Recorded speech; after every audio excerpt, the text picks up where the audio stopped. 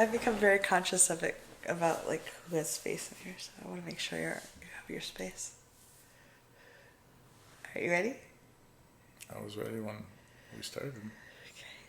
So someone wrote in and said, I come from Asia, and I realize that what I'm sharing is true of most cultures.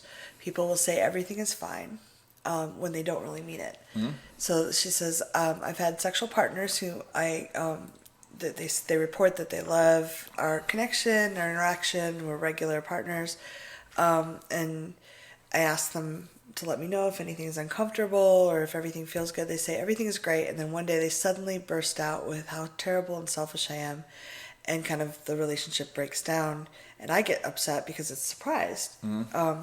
It might have been 15 minutes ago they were saying everything was great. I can't find a solution to this. How do I get around knowing when someone's not being honest about how they feel about things? This is Reid Mahalka from readaboutsex.com. Cathy Vartuli from intimacydojo.com, and we love your questions. Leave them below in the comments or message us and we'll get them. All right. So how do you prevent that from happening? Go ahead, Cathy Vartuli. Fix this. Fix this. I know that a lot of people were raised with different situations. Like I was raised to be super polite and never tell anyone I was unhappy. And sometimes it would happen that I would get so frustrated I would suddenly blah that so I've been in both sides of this, and it's not fun to receive, and it's not even fun to be inside of it. So I like to try to talk about things and give people space to really share and even model it. Sharing that, hey, this isn't perfect. I'd like to talk about it now, and sharing that I trust them to be adults and to be honest with me, as honest as they can. You talk about this. People do sometimes make mistakes or tell lies, but we can clean it up as fast as we can.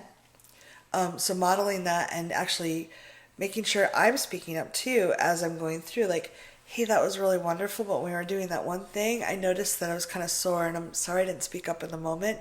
I was kind of lost in the pleasure, or I was feeling too shy, but I want to let you know now that, like, that that one spot is pretty tender. Can we be a little softer, because everything else is really hot, and I want to really enjoy our time together. Modeling that kind of thing and letting, and then inviting that feedback back can be really powerful and help people feel safe and trust you enough to share. Yeah.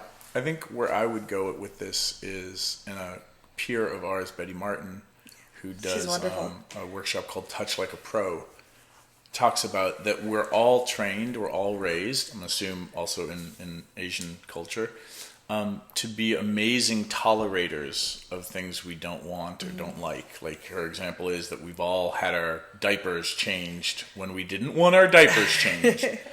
And that we just continue through life learning how to acquiesce. So for me, the upgrade is just stop asking people if this is okay. And instead ask people, how could I do this better?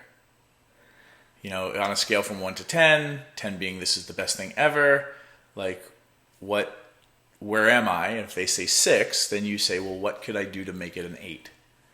And because when you ask people who've been trained to tolerate things they don't like, when you ask them if this is okay, we will all say it's okay because based on me getting my diaper changed when I didn't want to, this is okay. It's a lot better than getting my diaper changed. Yeah, and this is not, but it doesn't give us any information or help the other person practice to give us feedback on how to improve things. And so I would start there. This is something you do at workshops that I've seen I really like, is either write down or share 3 things you really loved, which lets them anchor the fun things, and 3 things you'd like to upgrade or do differently. Yeah. And if you want bonus points, 3 things that you're afraid to tell me that you like. Yeah. And slowly exercise those muscles, which are not going to happen overnight, depending on your life experience and what culture you're raised in. You're exercising your ability to speak up muscles for all people involved. Like, this is a game that you can play in the business world. It doesn't have to be about sex. It's like, hey, what are 3 things that you really like about how we work together? What are 3 things I could be doing better? What are 3 things you're afraid to ask me to do at work that would really make this rock for us? Bring me coffee. Done. Boom. But like, so change the awareness piece is like, oh, we all ask if this is okay. And also noticing for yourself when people ask you if this is okay, if you just say, yeah, like just naturally, like, how are you today? Oh, I'm fine. Like, yeah, everybody does that.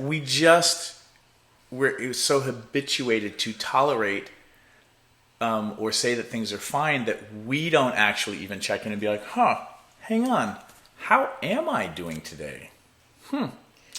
Well, I'm doing this way. And do you know what would actually make my day better? If you did this. Would you be willing to try that? We don't take that kind of time because we don't want to inconvenience people, because ultimately we don't want to make mommy and daddy upset if you had a mommy and daddy. And so we just try to tolerate things so that we don't upset people.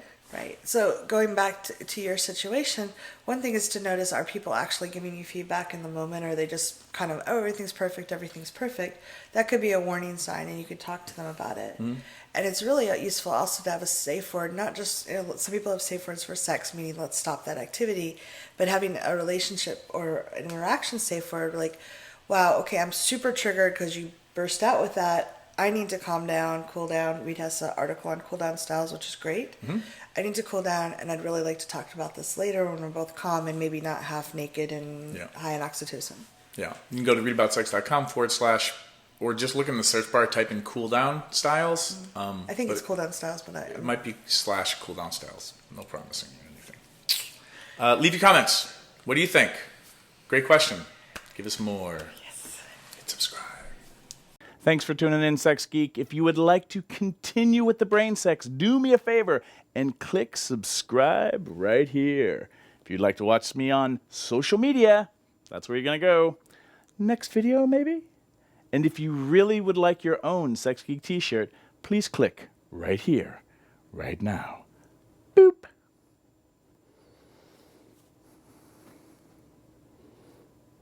No, really, like...